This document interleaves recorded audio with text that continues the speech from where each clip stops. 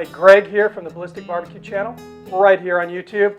Today I'm hanging out with the Primo Ceramic Grills channel and I'm going to be preparing slow roasted rack of lamb. We're going to kick this video off by introducing the real stars of this show. I have two gorgeous, gorgeous racks of lamb here. As you can see, the bones have been nice and cleaned up. They've been Frenched here for that beautiful presentation. And each one of these racks weighs in at about 1 3/4 pounds. I'm going to go ahead and set these off to the side, and we're going to start the recipe off by preparing a really nice fresh herb rub. All right, we're going to start this off with 2 tablespoons of sea salt, 2 tablespoons of ground black pepper, 4 tablespoons of fresh chopped basil, 4 tablespoons of fresh chopped rosemary, 4 tablespoons of fresh chopped thyme, 1 teaspoon of cayenne pepper, 2 tablespoons of dry oregano, 2 tablespoons of onion powder, 2 teaspoons of smoked paprika, 2 tablespoons of one of my all-time favorite spices, and that is ground coriander seed, 2 tablespoons of garlic powder, 2 tablespoons of cumin, 2 tablespoons of chili powder. This is ancho chili powder that I'm using, but you can use whatever you want. And 2 tablespoons of seasoning salt. I'm using Lowry seasoning salt. Now I'm going to use a whisk. I just want to make sure that this gets nice and incorporated. A spoon can kind of just push things around, so a whisk does the trick here.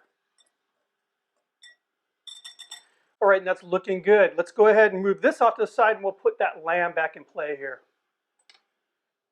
First thing I'm going to do is just put a little bit of olive oil, extra virgin olive oil, on the meat side of this rack here.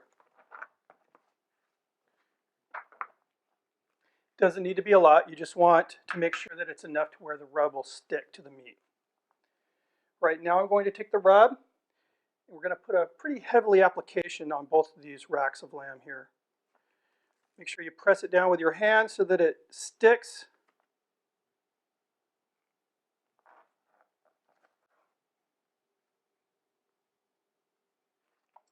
All right, that looks good. Smells great. What I'm going to do now is place these in a glass like a baking dish, cover it with plastic, and I'm going to put it in the refrigerator for 24 hours. So, I'll see you tomorrow out at the Primo. All right, here we are 24 hours later, and I am ready to cook some lamb. I have the Primo running at 250 degrees. Lower vent is open about a finger's width. Daisy wheel is open about 3/4 of the way. And I have the heat deflectors in, so we are cooking on indirect heat. Let's get the lamb on. Basically going to place these on the center of the racks. All right, the next thing I'm going to do is insert a wireless thermometer. Just want to make sure it's in the thick part of the meat and we're not hitting any bone. All right, now lamb is just one of those meats that's best when cooked to temp. And I prefer mine at 140 to 145. So my plan is to basically pull this meat once it's 130. I'm going to take it in the house, cover it with some foil, and I'm going to allow that carryover to bring it up to my desired temp. Now running the Primo at 250, I'm guessing it's going to take anywhere from 2 to 2.5 hours. So I'll see you in a bit. Okay, we're at 2 hours, 10 minutes, and we're at 130. Looks good and it smells just amazing, all those herbs. So anyway, again, what I'm going to do is pull this, I'll wrap it in foil, we're going to let that carry over, bring up the temperature a little bit. We'll be carving this lamb in, I'm guessing, 10-15 minutes. See you in the house. Temperature of the lamb has risen to 140. It's right where I like it. We're going to go ahead and carve these up. Don't go anywhere because we're not done with the preparation. There's another step you need in order to serve these things correctly per the recipe. So let's go ahead and slice into these things. And I'm going to go ahead and cut 2 bone chops here. Here we go, nice medium rare.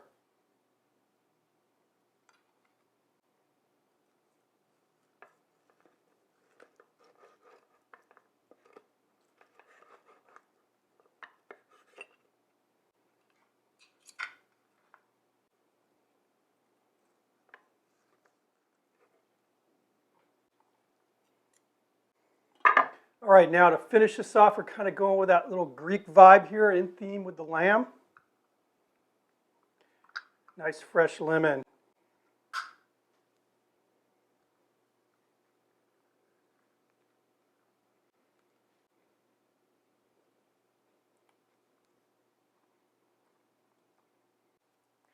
Looks really good.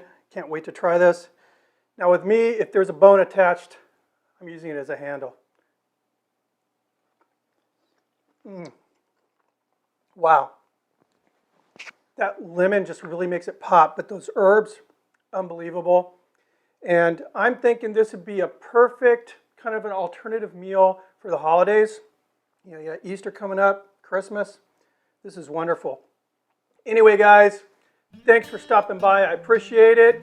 If you like what you're seeing, sub, and also check me out on Ballistic Barbecue. See you on the next video. Cheers.